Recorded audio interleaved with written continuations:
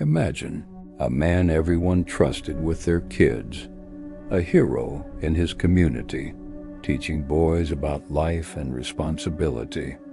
But what if that same man was hiding a camera and a deadly obsession?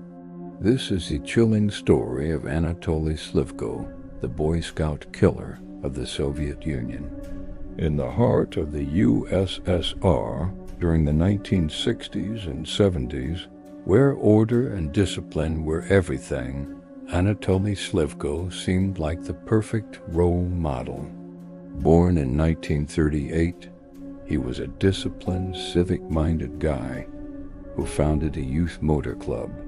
Picture this: teenage boys learning about road safety, mechanics, and how to be responsible citizens. Parents loved him for giving their kids structure. Authorities gave him medals. The kids? They looked up to him like a big brother. But beneath that polished exterior, something dark was festering, an obsession born from a single, tragic moment that twisted his mind forever. It all started when Slivko was young. He witnessed a horrific road accident. A boy struck down in an instant, the chaos, the blood, the finality of it all. For most people, that would be a nightmare they'd try to forget. But for Slivko, it didn't fade. It grew. It became this warped fixation, fusing tragedy with a strange fascination. Psychologists would later call it obsessive, compartmentalized, a mind locked on control and reenactment. Slivko poured his energy into his motor club, blending education with authority. He'd offer mechanical lessons, organize trips into the woods or countryside, act as the strict but caring disciplinarian. Parents saw it as a golden opportunity for their boys.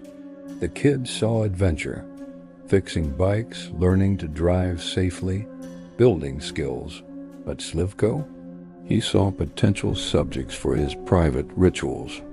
He'd invite them on special outings, mentor them one-on-one, earn their trust over weeks or months.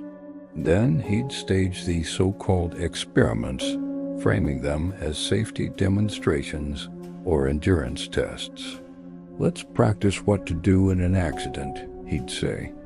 But it was all a lie. In reality, he was recreating that fatal crash he'd seen years ago, over and over, trying to perfect the memory in his twisted head. And he filmed it all, secretly recording every detail. The camera wasn't just a tool. It was part of his ritual, capturing the horror like a director obsessed with his scene. For years, boys from his club started disappearing. In the Soviet system, where crime was supposed to be a Western problem, these cases were brushed off as runaways. Records were spotty. Communication between towns was limited. No national alerts, no centralized tracking. Slivko thrived in that silence, that fragmentation. By day, he was the respected instructor, the community volunteer, the role model enforcing rules. In private, he'd review his recordings, jot down reflections in journals, plan the next reenactment. He kept trophies, items from the boys, evidence of his calculated crimes. His two worlds never touched. Until one brave survivor shattered the illusion. In 1985, a boy who had escaped one of these staged accidents finally came forward.